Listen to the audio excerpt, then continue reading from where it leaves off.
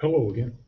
Back for Friday morning, lesson 4 of our probability unit. You talked the last 3 days about experimental probability, and we found that the number of times something happens during the experiment over the total number of times you run the experiment will find the experimental probability. Experimental probability is found from the results of an experiment, like I mentioned. However, we can find probabilities, we can calculate probabilities without ever having to run an event. This is what should happen. It's what we expect if we were to run an experiment a good number, a great number, a large number of times. So the probability of the event, like we had before, is going to be the number of favorable outcomes. Those are the things that we are looking for over the number of possible outcomes. Yesterday we talked about sample space. The number of items in a sample space, that's the number of possible outcomes, is uh, is this number that's going to be the denominator of our theoretical probability. The denominator of our experimental probability is the number of times that you run the experiment. So moving to slide 2, if we have a bag with 10 green, 10 red, 10 blue, 10 yellow of each, we've got not just 10 out of 40 each color, but 1 out of 4. The fraction of the theoretical probability is the same as that. When all the possible outcomes are equally likely, and we talked about that yesterday, the probability is going to be 1 over the possible number of outcomes, or the number of possible outcomes. So, what is the probability when we have a number cube, numbered 1 through 6? What's the probability of rolling an odd number? A number greater than, not equal to, but greater than 4, or rolling a prime number. Remember, a prime number is a number that has exactly 2 factors. Exactly 2 factors, 1 and itself. We'll pause for a moment while you answer those 3 questions.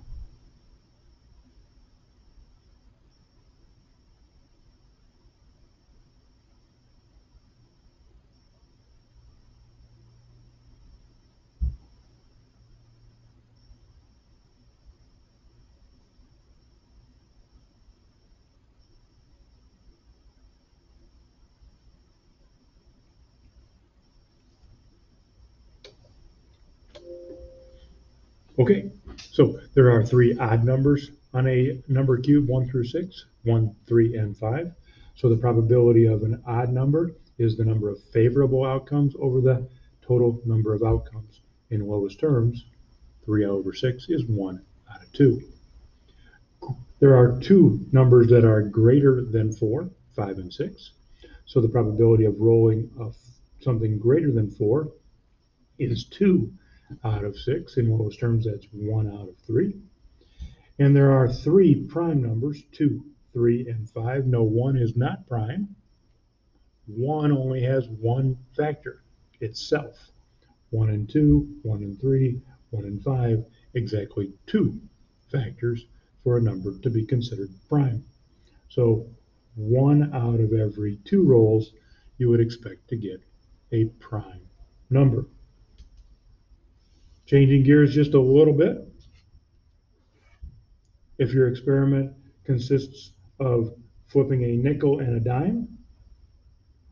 To find the theoretical probabilities, the first step is to list the sample space. So what are we going to do? We're going to flip a nickel and a dime. So come up with a sample space. What are all the possible outcomes if I flipped a nickel and then a dime?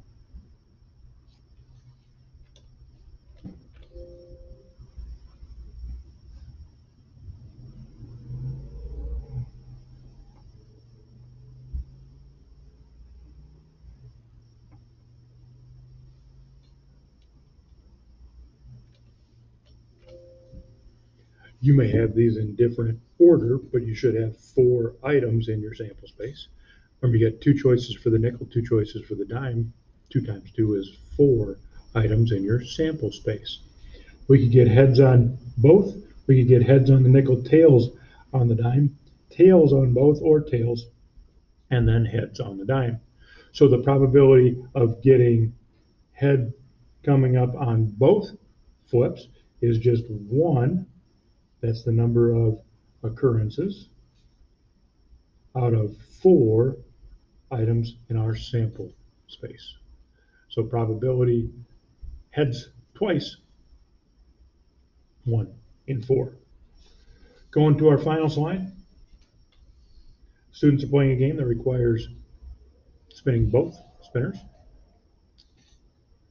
Student wins if both land red. What's the probability of winning the game? Remember the first step? You got to find the sample space. And then once you've had the sample space, then we will be able to then figure out how many chances we have of winning. So pause, find the sample space, and then use that to find the probability of spinning red, and then red on the other spinner.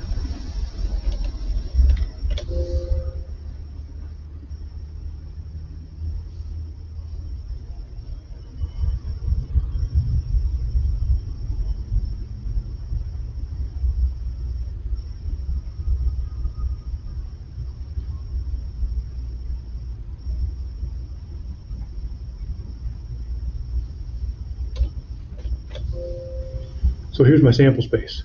Remember, we have 8 possible outcomes. That told me right there, if I have 8 possible outcomes, my denominator, the number of possible outcomes, is going to be 8. Remember, from our theoretical probability, I'm looking for the number of favorable outcomes over the number of possible outcomes. Favorable, what we want to win. We win if they're both red. So red, red only happens 1 out of 8 times. So the probability of winning this game is 1 out of 8.